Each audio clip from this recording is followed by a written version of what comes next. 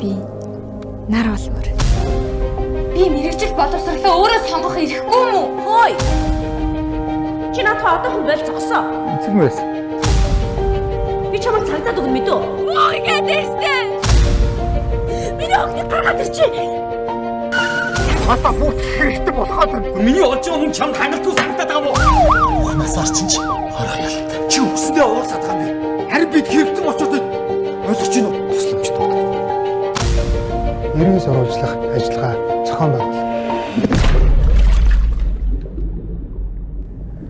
Харах өнцөг. Хандлага өөрчлөгдөд л ямар гайхалтай зүйл болдог гэж. Би чамайг юмч болгохын тулд төлбөртэй сургуульд хүртэл явуулж байна. Дүү чи тийм сургуульд явж чадахгүй байх шүү зэлмүнэ. Чи надад тайраг юм байна л да. Эсвэл чамд өөр харж өгдөг юм байт юм. Тийм болоод чи намайг өөртөө ойртуулах байгаа юм шүү дээ. Чамаас үуч найз нөхдийнхөө давагдах нь болж дууслаа. Харагдах сүдэр тундаас хаяглан захиарлээ. Царайгаа нуусан тэр гараараа бичсэн нандин түүхийг би уншлаа. Монгол улсад гэмт хэрэгээс урьдчилан сэргийлэх ажлыг зохицуулах зөвлөлийн ажлын албанаас санаачилсан Нарны сүдэр киноны онцолж ярих болны 3 зүйл байна. Найруулагч Отгон Сүрэн ирж одоо ийм кино хийх хэрэгтэй байна гэсэн санал тавихад Сүүлийн үед бол тэр зүйн орчин цагийн энэ Монгол киноны тухайд бол кино зохиолыг бол нэг онцлон авч үзэхгүй байгаа. Харин энэ киноны хувьд бол үнэхээр мэрэгжлийн зохиолч кино зохиолыг бол ингэж тусгайлан бичсэн нь бол хоёр зүйлээрээ бас нэлээд онцлог санагдаж байна. Нэгдүгээрт бол киноны хэл бол нэлээд онцлогтой болсон. А нөгөө талдаа бол киноны дүрслэлийн хэл нь бас нэлээд өрмөц болсон. Урлагийн нөлөө үзэгч төрж байгаа нөлөө тэр дундаа соён гэгэрүүлэх талаас үзүүлж байгаа нөлөө бол асар их гэж би боддог.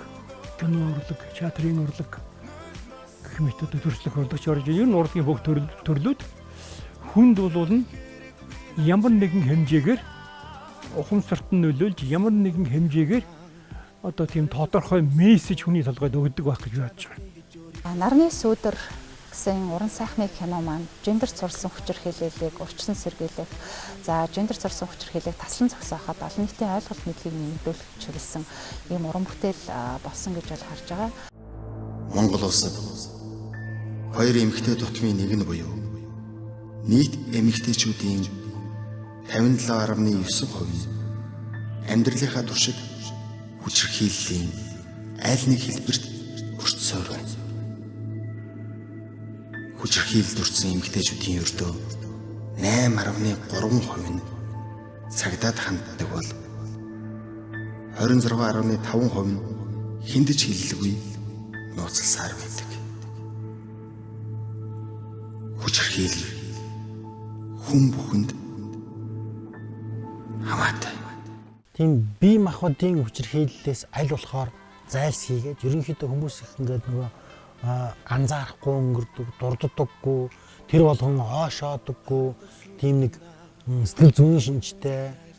Тэгэл одоо санхүүгийн ч юм уу те янз бүрийн тиймэрхүү нэг тийм сэтгэл зүйн дарамт, шахалтын шинжтэй тийм хүчирхийллийг илүү баримаар байна.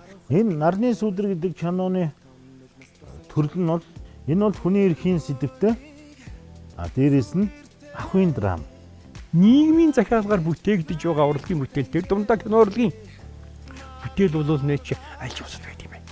Энэний нэг жишээг бол би энэ Нарны сүдэр кино тоолж сууж байгаа юм. Энэ гэмтэгтээ орсон сэргийлэх ажлыг хамгаалах зөвлөлийн ажлын албанаас зохион байгуулж байгаа юм бид гэж ойлгож байгаа. Бүх насныхан үзэж болох тиймэрхүү кино байгаамаа. Бүх насныхан үзэх боломжтой юм ахуйн драмыг дэлхийн кино урлагийн нийт салбарын өөрийнх нь хуулийн зорилго болсон салбартай. Яг тэгэхээр ихэнх найруулагч нар, ихэнх продюсерууд ерөөсө бүх хүн үзэж болох тийм кино хийгээсэн гэсэн тийм зорилгын тулд дандаа тэмүүлж ажилладаг байхгүй.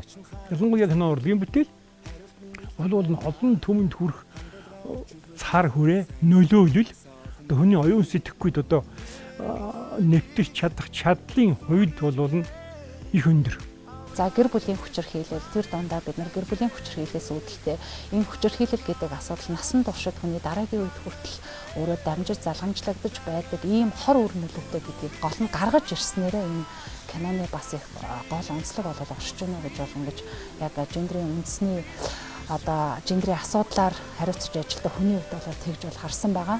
Дөрүүдийн хоорондын тэр харилцаанд гарч байгаа хэл яриаг бол хацсангүй оновчтой нэлээд тодорхой хийж өгсөн нь бол энэ киноны бас нэг тодорхой онцлогийг бол давхар харуулж байна. Зэлмүнэ. Чийж дүү. Найз нөхөд. Хайртай хүмүүс их наран шүү. Тэд нар чамайг хичнээн сагнаж чам руу уурлаж бухимдаж байсан ч гэсэн чи нар нь хэвээрээ л байгаа. Хүчирхийллийг ер нь бол заавал урайл ооцонгоор юм уу эсвэл хүчирхийллийн эсрэг нэгтгэцгээ гэдэг тийм аянаар одоо хүмүүс бол хүлээж авах нь бол тийм төвөгтэй болчихсон. Нарны сүдэр киногоор бол хүмүүсийн өөрсдийнх нь үзэхийг хүсэж байгаа одоо тийм сонирхлын долгионд нь тааруулж энийг ингэж илэрхийлсэн онцлогтой. Энэ киноны юу бүх насны хүмүүсийг одоо хамарч ингэж үзэгчдэд өгч байгаа мессеж тэр одоо цаар хүрээ болвол би нэлээд хүчтэй хүрдэг болж бодож байгаа. Тэгэхээр бол энэ кино бол нэлээд их тийм мэрэгжлийн хүрээнд хийгдсэн бөгөөд нөгөө талдаа бол энэ киноны хамгийн гол ач холбогдол нь цаашдын зорилго нь бол тэр нийгэмд хүргэх. Ээж маань өөрөө ямар амьдралыг туулсан тэр амьдралыг туулахгүй байхыг бас охиндоо одоо үлгэр дуурайл болох гэж байгаа. Охиндоо сэтгэл санааны хүчирхийлэл бол бий болгоод даамаа тэр хүн ямар асуудлыг гаргаж ирж байгаа гэхээр эрэгтэй хүүхдээ анхаарахгүй байгаа энэ асуудлуудыг. Тэгэхээр өнөөдрийн нийгэмд бол бид нэр эрэгтэй эмэгтэй хүүхдээ энэ тэнцүү анхаарах, эрэгтэй хүүхдээ онцлог хэрэгцээ, эмэгтэй хүүхдийн бас тэр ялгаатай байдлуудыг өнөөдөр анхаарч хүмүүжлийн ухаанд эцэг эхчүүд бас ямар гол үүрэг гүйцэтгэх вэ гэдэг дээр энэ зүйлийг бас ингэж гаргаж ирж байгаа. Манайх бол одоо эрхцүүд нийгэмд шилжихээс өмнө 2000 жилийн турш одоо нүүдэлч одоо яг өөрсдийнхөө хуулиар зохицуулдаггүй харилцаануудаа тийм зам заншил гэдэг юм уу одоо хэвшил үүсэж гэж байгаа. Тэр хэвшил үзлэр одоо ингээд гэр бүлийнхээ харилцаа тэр зохицуулж иржээ. За жишээлбэл адгийн найз зах нь эрэгтэй хүүхдээр одоо хог асуулахгүй хямар сүлдэнд орооддаг. За эмэгтэй хүүхэд болохоор гэр орныхоо тэг эмэгтэй хүүхдийг болохоор уул хадны орой дээр гаргадаг үе тэргээд энэ бол энэ хэвшмэл үзэл одоо өнөөдөр нэг эрхцүүд төр хүн болгон ижилдэг хэрэгтэй үндсэн хуулиар хүний эрх үүргийг одоо ингээд хуульчлан заагаад өгчихсөн байхад энэ хэвшмэл үзэл үндсэн хуулийнхаа тэр заалттай зөрчилдөд байгаа байхгүй. Тэгэхээр бид нар энэ болгоныг шууд хуулиар зохицуулахад бол хэцүү хуулиар зохицуулж болохгүй одоо тийм зан заншил тэр нөгөө үндэсний тийм онцлог тийм харилцаанууд байна л та. Тэгэхээр энийг бол яг хөөхтөр бид нар эхлээд хандлага өөрчлөх ойлгоод авчих хэрэгтэй байгаа. Энийг л энэ кино тод хийсэн гэж ойлгоод байна.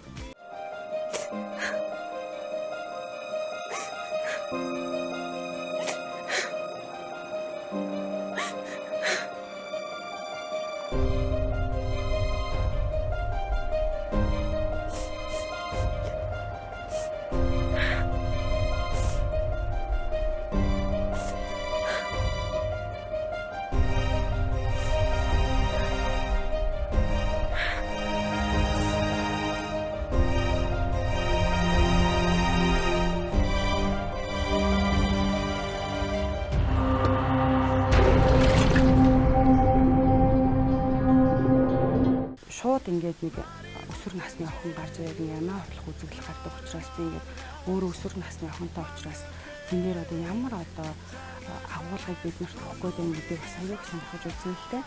Би дотроо ингээд дүгнэлт хийж үзэхдээ хэрвээ дүгнэлт гэж байдаг бол энэ кино нь өөрөө ерөөсөө хүнд ингээд өгөх ялангуяа бид нэр одоо өсвөр насны хүүхдүүдтэй ээж аавуудад өсвөр насны хүүхдүүдэд магадгүй эмээ өвөнөрт өгөх юм гарын авлага болсон болов уу гэж би бодсон.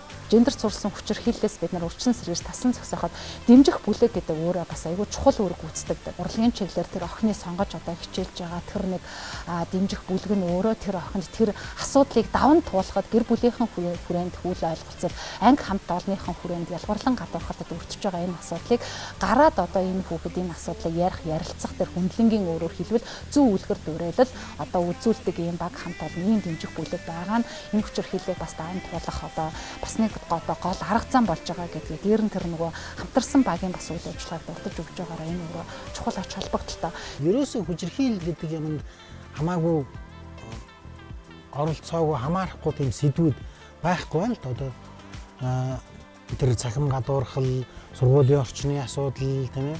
Тэгээ ажлын байрны гэр бүлийн өнөөдөх тэр нөгөө уламжилт сэтгэлгээтэй холбоотой тэр хөвшмөл ойлголтууд гэх мэт маш олон зүйлүүд ингээд хамаарад эргээд нөгөөх нэг миний үндсэн шугам маань ингээд ерөнхийдөө ингээд хувцлагдсан гэх юм. Анх ингээд шалдан байсан тэр үндсэн сюжет маань ерөнхийдөө ингээд гоё хувцлагдаад ингээд хэлсэн. Энэ бол зөвхөн Монголын нийгэмд зориулсан кино гэхээсээ гадна дэлхийн аль ч улсын аль ч гэр бүл тулгамддаг шийдвэр зохих асуудлыг хөндөж тавьсан учраас энэ бол өөрөө заавал ингээ Монголын биш дэлхийн сэдвтэй кино болоод байна. Тэгэнгүүт энэ өөрөө яг цэвэр гэр бүлийн шийдвэр зохих асуудлыг тэгээ өсвөр насны хүүхдүүд тулгамдсан асуудлыг харуулад хүний эрхийн тухай харуулсан учраас сэдвийн хувьд ерөөсөө нэг хаач болохоор тиймэрхүү зохиол байл.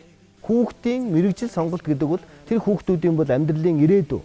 Тэгэхээр тэр хүүхдүүдийн сэтгэл зүрхийг ойлгуулгүйгээр тэдний хүсэл мөрөөдлийг бид нар мэдлэггүйгээр өөрсдийнхөө шахалтаар эцэг эхчүүд бид нар өөрсдийнхөө хүслээр тэднийг бол тийм мэрэгжилтэй болох ёстой, ийм мэрэгжил эзэмших ёстой гэж шахаж шаардаж байгаа нь эргээд л бүх асуудлын магадгүй үндэс хүний ирээдүйн хувь зайны асуудал гэдгийг бид огт бодолцсолгүй зөвхөн өөрсдийнхөө хүслээр энэ бүгдийг шийдэх гэсэн тийм нэг хүчирхийллийн хэлбэрийг явуулж байдгийн байна гэдгийг бол би энэ киноноос бол илүү анзаарч харсан. Би чамайг эмч болгохын тулд төлбөртэй сургалт хүртэл явуулж байна. Дүү чинь тийм сургалт явж чадахгүй байгаа шүү зэлмүнэ. Чамайг эмч болох. Ээж. Эмч болох чинь таны хүсэл, минийх биш. Би мэрэгжил боловсролоо өөрөө сонгох эрхгүй юм уу? Юу гэнэ чи? Хамгийн оновчтой алхам нь бол ер нь дүрийн сонголтууд байсан. Яг нэг хэлбэрт баригдсан, штамп суудсан юм жүжигчин сонгоогүй тийм ээ. Маш гоё шинэлэг тийм залуу өнгө төрх гаргаж ирээд тийм ээ. Тэгээ бас нэг ингээд дандаа янз бүрийн юм нүдэгдээд ингээд штамп суугаагүй тийм сайн жүжигчдийг ингээд соролж авч шилж тоглуулсан найруулагчийн ур чадрыг илүү тод томроо харуулдаг байгаа байхгүй.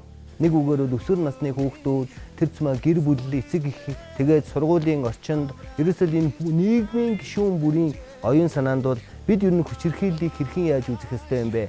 Тэдний одоо нийгэмтэй харьцаж байгаа, ажиллаж суралцж байгаа тэр орчин өөр байгаа. Гэхдээ аль орчинд нь бас хүчирхийлэл тэ тодорхой хэмжээнд тэднэрт ямар нэгэн байдлаар дарамт шахалт үзүүлж юм, ямар нэгэн байдлаар тэдний одоо амьдралд тэдний сэтгэл зүйд магадгүй бүр ирээдүйд нь хувь заяанд нь хүртэл юм сүйдэр тусгаж болцсохгүй ийм нөхцөл байдал байгаад байгаа маа гэдгийг харуулах үүднээс юм параллельны хоёулангийн ингэж авч явж байгаа юм л та.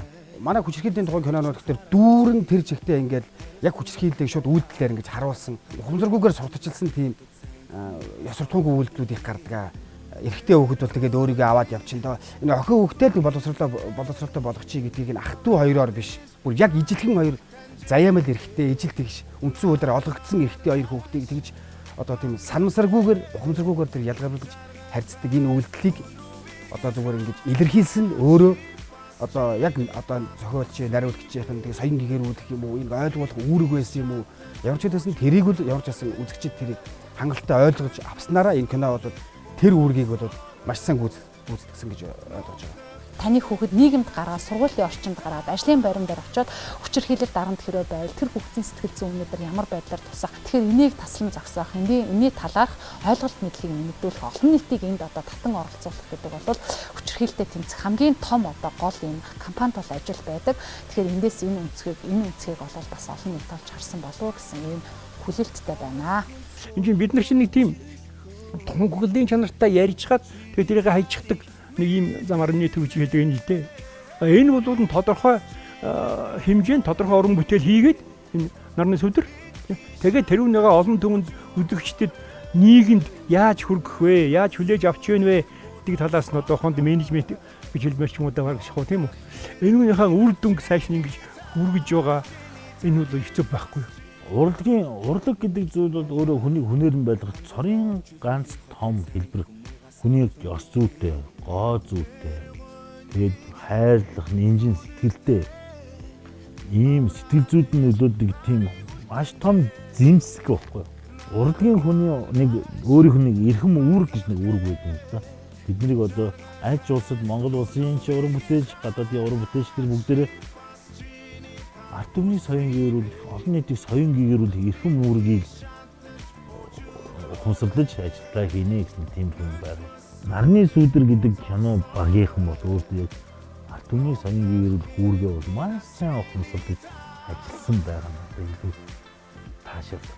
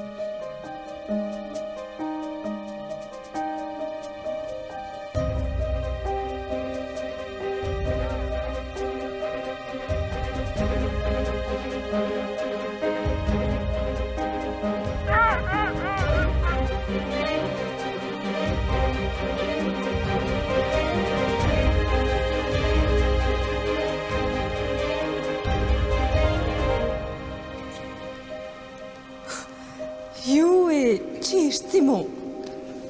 Би өнөөдөр чамайг ирэхгүй байх гэж бодсон шүү дээ. Яасан би чинь гайгүй болсон юм уу?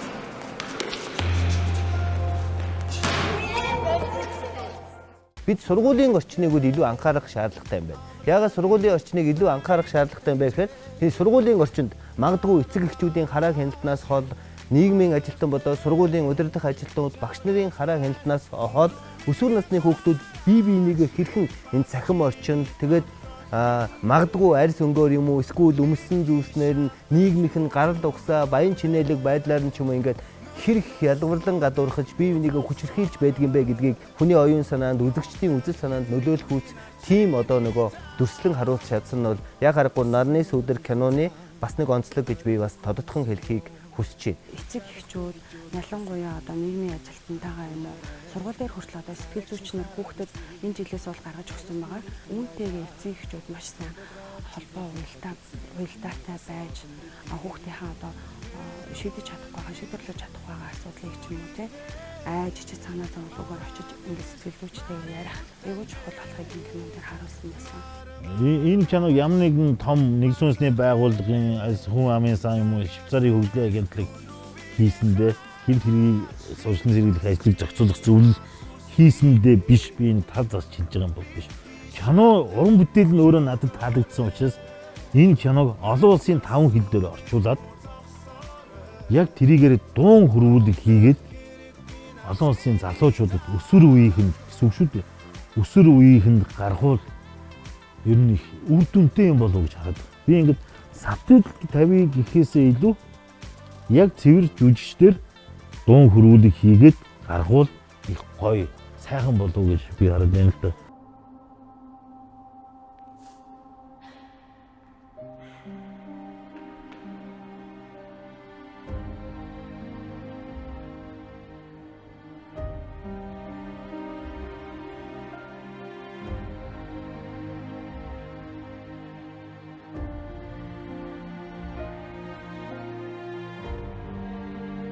Зэлмүний чи ямар ичтгэн бэ? Би л чамтай нэг анги сурч чадахгүй шүү. Сургуулаач төгсөөгүй. Жирэмсэн болсон ч байх шиг.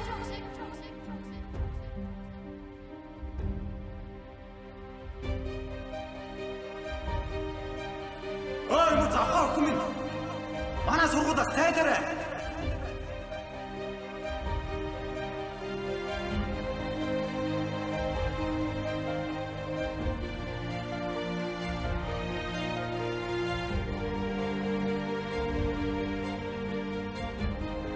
Цэлмүний үр хүндүүлэн гэдэг чинь хүний юм хороож юм гэсэн үг. Үнэн биз дээ. Чи ямар харгас юм бэ? Яаж тэгж чадчихна? Яг үнэндээ чамайг дайсан жолоочоос харгас юм шүү.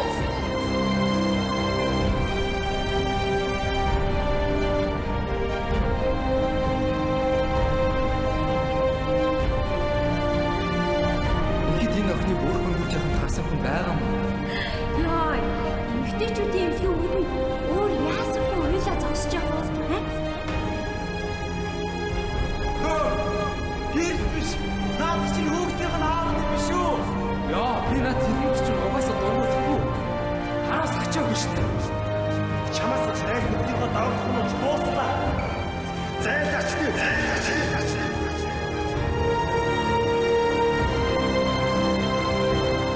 Энэ нарны сүдэр гэдэг кино нь болохоор яг ингээд 12 наснаас дээш ингээд хүүхдүүдийн үзэхэд ингээд тохиромжтой яг ингээд өөрсдөд нь тохиолдож исэн юм уу аль эсвэл энийг үзээд нэрээ бас ийм юм болдсон штэ гэсэн үгнээс бас үзэхэд зүгээр санагдсан.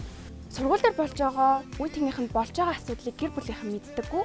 Гэр бүл болж байгаа асуудлыг болохоор зөрүүлээд сургуулийнхан мэдхгүй учраас хоёр талаасаа дарамт шахалт босноор тэр кинон дээр тэр Цэлмүнгийн гол дүрийн охин маань яг амиа орлох шийдвэрт хүрсэн. Юмыг өнгөцтэй үнснээс болоод яг энэ юм шийдвэрт хүрэж байгаа юм байна. Тэгээд юмыг хүний гаднаас нь хараад ямар нэгэн зүйлийг гаднаас нь харж дүгнэх нь хэд буруу ойлголт юм байна гэдэг энэ киноны маш том мессеж байлаа гэж үзлээ. Охинтойгоо цуг үзлээ, дахиж үзлээ. Тэгээд эхлээд ойлгож үзлээ. Дараа нь гэр бүлээрээ цоож ухаарч үзлээ гэж байгаа. Энэ бол ерөөсөө хүмүүс энэ цаг үед яг л энийг магадгүй киногоор юм уу яг ийм өөрийнхөө хүсчихсэн долгионоор тааруулж үзхийг яг хүсчихсэн цаг үе гэж би тэгж ойлгож байгаа. Яг ээжтэйгээ цуг ээж намайг дуудаад үзсэн байхгүй юу. Тэгээ үзэхдээ болохоор битээр яг кинон дээр яг ээж болохоор Цэлмүн гэдэг охины яг ээжийн өнцгөөс нь харж үзэж байгаа. Би болохоор Цэлмүн гэдэг охиныхоо өнцгөөс нь харж үзэж байгаа шүү дээ. Тэгэд яг тэр кинон дээр энэ ээжийнхэн зөв шүү дээ. Энэ бас охиныгоо ингэж үзэх шалгах хэрэгтэй гэсэн бол би болохоор охиныхоо хүүхэдтэй итгэж явах хэрэгтэй гэдээ яг энэ зүйл дээр ингэ санал зөрчилдөх юм гарч ирсэн. Хамгийн эцэст төгсгөлт нь болохоор битээр юу ч болж исэн ярилцах хэрэгтэй юм байна. Нэг ойлгох хэрэгтэй юм байна гэдгийг яг сүлд нь яг нэг санал дээр хүрж яг энэ киног өндөрлсөн. Энэ нарны сүдэр киног үзсний дараа ер нь бол аав ээжтэйгээ тодорхой хэмжээнд айгуу сайн ярилцсан. Аав ээж маань за одоо ямар мэрэгжилтэй болмоор байна. За одоо чи энэ мэрэгжил дээр тулгуурлаж ямар хичээл дээр одоо ахлах ингээд ороод ямар сонгоны хичээлүүдийг сонгомоор байна. За тэгээд өөр чам ийм үе тэнгийн дарамт учирж ийсэн үү? Аль эсвэл ийм цахимаар хүмүүс чамайг дээрлэж ийсэн үү?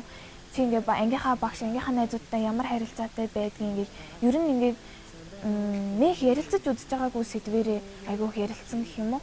Бас гендерийн ялгааны талаар нэг юм хэлхийг хүсэж байна. Яагаад юм бэ гэхээр яг ижилхэн тэр хоёр ихэр хүүхдээсэн эрэгтэй эмэгтэй ихэр хүүхэд. Гэтэ яг тэр ээж нь яг юу гэж утсан бэ гэхээр эмэгтэй хүн мэдлэг боловсролтой эрдэмтэй ах ёстой учраас эмч болно гэж утсан. Яг үнэндээ хүн цаагаараа эмч болох хүсэл мөрөөдөлтэй байсныг ойлгоогүй, сонсоогүй. Тэгээд тэр нь яг гендерийн тэгш бус ялгааг надад ингээд айгаа харуулж байгаа юм шиг хүүгээ тийм сайн хайхардсан юм шиг санагдсан. Тэгээд энэ маш харамсалтай санагдсан. Цэлмүнэ. Миний охин ээжтэй гомдоод байгаа юм. Хойлоо яах ярилцъя. Тэхүү. Ээж нь ч бас хин нэгэнд зөвхөртлөө гомдож ганцаардахгүй их л байсан. Ийм үед итгэл найдвар өгч амьдралд нь гэрэл гээгээ авчирсан хүмүүс эрмэн хоёр минь шүү. Ээж нь хүүхдүүдтэй адилхан итгэж адилхан хайрладаг. Цэлмүнэ. Миний охин. Цэлмүнэ.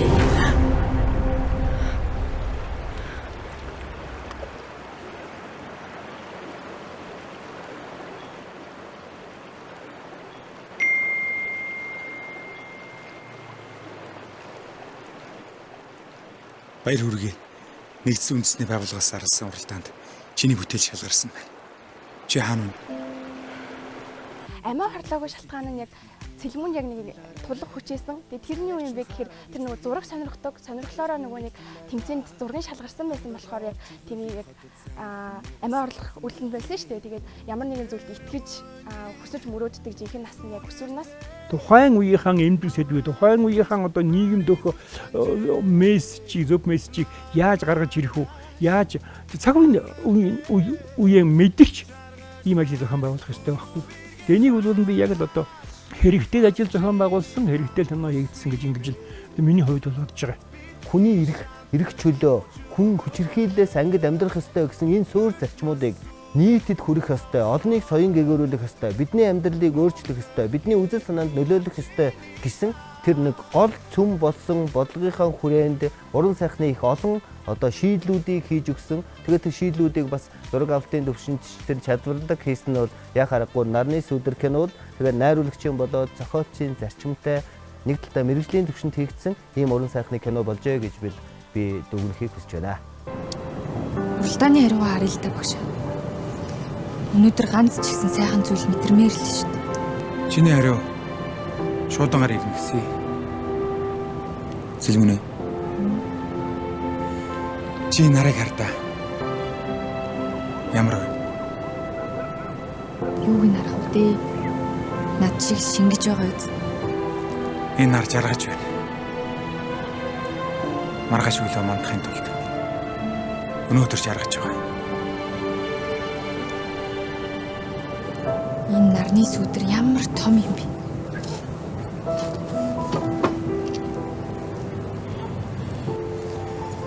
Чи буруу бодож байна. Нар биш. Бид л сүдэртэй юм шүү дээ.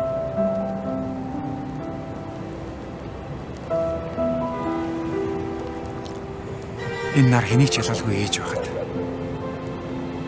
Чи яагаад ганцаараа буруу хараад суугаад байгаа юм? Сүдрлөө биш. Нар руу харалтаа. Харах өнцөг. Хандлагаа өөрчлөх төдийд л ямар гайхалтай зүйл болдог гэж.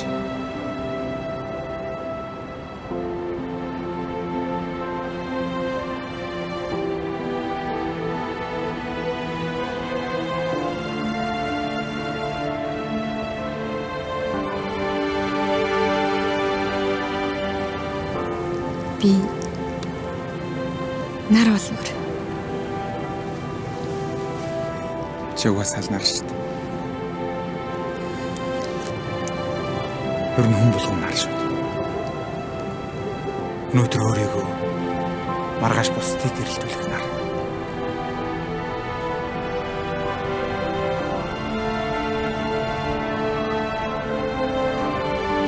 Сүдэр тундаас хаяглан захиарлээ. Царайгаа нуусан тэр гараараа бичсэн эндэн түүхийг би уншлаа.